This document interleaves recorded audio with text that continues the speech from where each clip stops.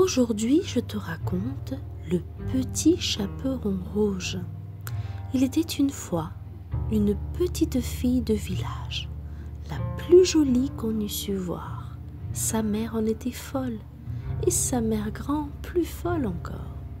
Cette bonne femme lui fit faire un petit chaperon rouge qui lui seyait si bien que partout on l'appelait le petit chaperon rouge. Un jour, sa mère, ayant cuit et fait des galettes, lui dit « Va voir comment se porte ta mère grand, car on m'a dit qu'elle était malade. Porte-lui une galette et ce petit pot de beurre. » Le petit chaperon rouge partit aussitôt pour aller chez sa mère grand, qui demeurait dans un autre village.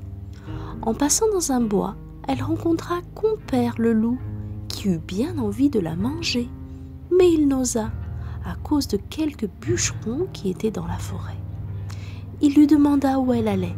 La pauvre enfant, qui ne savait qu'il est dangereux de s'arrêter à écouter un loup, lui dit « Je vais voir ma mère grand et lui porter une galette avec un petit pot de beurre que ma mère lui envoie. »« Demeure-t-elle bien loin ?»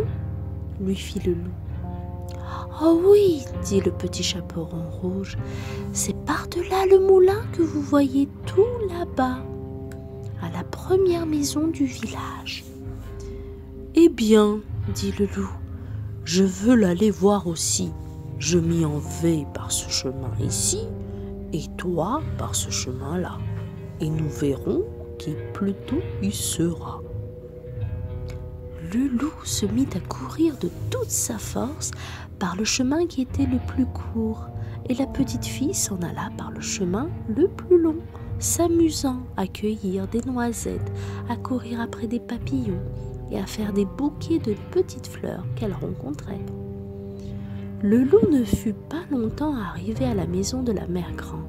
Il heurte « Toc, toc, qui est là ?»« C'est votre fille, le petit chaperon rouge, » dit le loup en contrefaisant sa voix, « qui apporte une galette et un petit pot de beurre que ma mère vous envoie. » La bonne mère grand, qui était dans son lit à cause qu'elle se trouvait un peu mal, lui cria « Tire la chevillette, la bobinette chéra. » Le loup tira la chevillette et la porte s'ouvrit.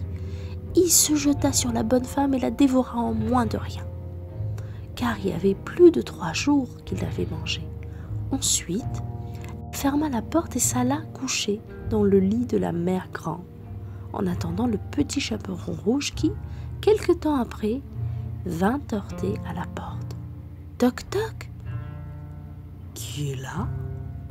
Le petit chaperon rouge, qui entendit la grosse voix du loup, eut peur d'abord, mais croyant que sa mère grand était enrhumée, répondit « C'est votre fille, le petit chaperon rouge, qui vous apporte une galette et un petit pot de beurre que ma mère vous envoie. » Le loup lui cria en adoucissant un peu sa voix « Tire la chevillette, la bobinette chéra. » Le petit chaperon rouge tira la chevillette et la porte s'ouvrit.